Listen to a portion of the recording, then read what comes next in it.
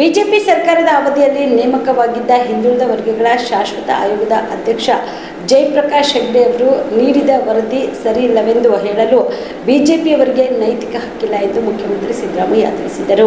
ಇಂದು ಮಂಡ್ಯ ಜಿಲ್ಲೆಯ ನಗಮಂಗಲದಲ್ಲಿ ಮಾಧ್ಯಮದವರ ಜೊತೆ ಮಾತನಾಡಿ ಸಮೀಕ್ಷೆ ವರದಿ ಬಗ್ಗೆ ಪಕ್ಷದ ನಾಯಕರಿಂದ ಅಪಸ್ವರ ಎದ್ದಿದೆಯೇ ಎಂಬ ಪತ್ರಕರ್ತರ ಪ್ರಶ್ನೆಗೆ ಉತ್ತರಿಸಿದ ಸಿಎಂ, ವರದಿಯಲ್ಲಿ ಯಾವುದೇ ನ್ಯೂನತೆಗಳಿದ್ದರೆ ಸರಿಪಡಿಸಲಾಗುವುದು. ವರದಿ ಬಗ್ಗೆ ಅಭಿಪ್ರಾಯಗಳನ್ನು ವ್ಯಕ್ತಪಡಿಸುವಂತೆ ಸಚಿವರಿಗೆ ತಿಳಿಸಲಾಗುವುದು.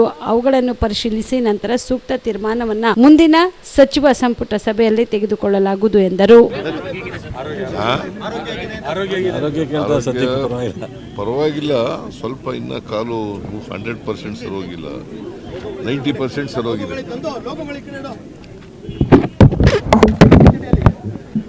ಹೇಳಿ.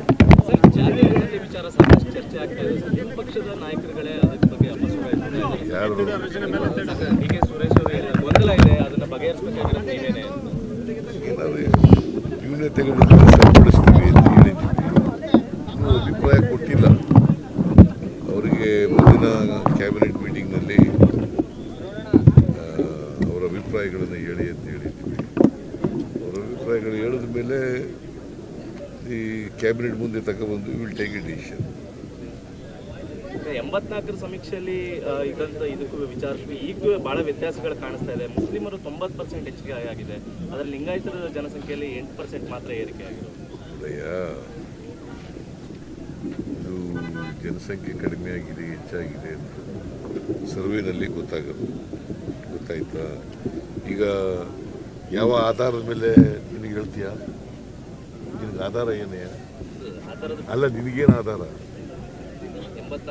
84ರಲ್ಲಿ ಏನಾಗಿತ್ತು?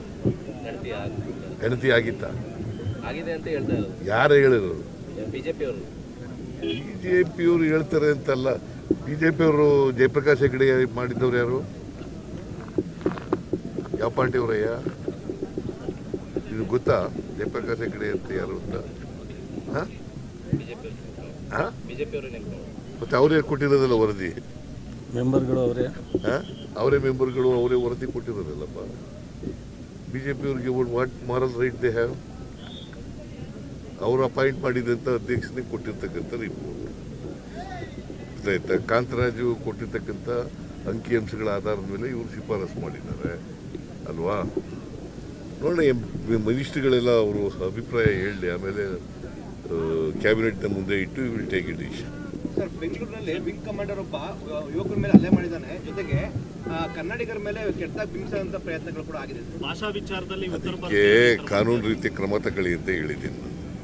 ಯಾರೇ ಆಗಲಿ, ವಿಂಗ್ ಕಮಾಂಡರ್ ಆಗಲಿ ಯಾರೋ ಆಗಲಿ, ಕಾನೂನು ರೀತಿ ಕ್ರಮ ತಗೊಳ್ಳಿ ಅಂತ ಹೇಳಿದ್ದೀನಿ.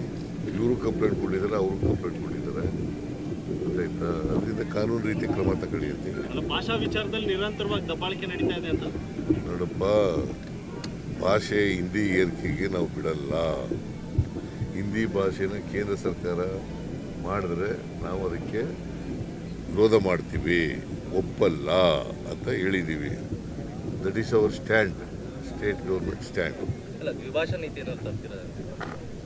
ತಂದಿದ್ದೀವಲ್ಲ ಈಗಾಗಲೇ, ತರ್ತೀರ ಅಂತಲ್ಲ, ಈಗಾಗಲೇ ದ್ವಿಭಾಷಾ ನೀತಿ ಇದೆ. ಬಿಪಿಎಲ್ ರೇಷನ್ ಕಾರ್ಡ್ ಹಾಗೂ ಆಯುಷ್ಮಾನ್ ಕಾರ್ಡ್ ಫಲಾನುಭವಿಗಳಿಗೆ ಸುಜಿನಿ ಆಸ್ಪತ್ರೆಯಲ್ಲಿ ಉಚಿತ ಚಿಕಿತ್ಸೆ. ಕಲಬುರಗಿಯಲ್ಲಿ ಸ್ತ್ರೀ ರೋಗ ಹಾಗೂ ಮಕ್ಕಳ ಚಿಕಿತ್ಸೆಗಾಗಿಯೇ ಪ್ರತ್ಯೇಕ ಆಸ್ಪತ್ರೆ ಪ್ರಾರಂಭ. ಸುಜಿನಿ ಕಲ್ಯಾಣ ಕರ್ನಾಟಕ ಭಾಗದ ಅತ್ಯಾಧುನಿಕ ತಾಯಿ ಮತ್ತು ಶಿಶುವಿನ ಆರೈಕೆಯ ಆಸ್ಪತ್ರೆ.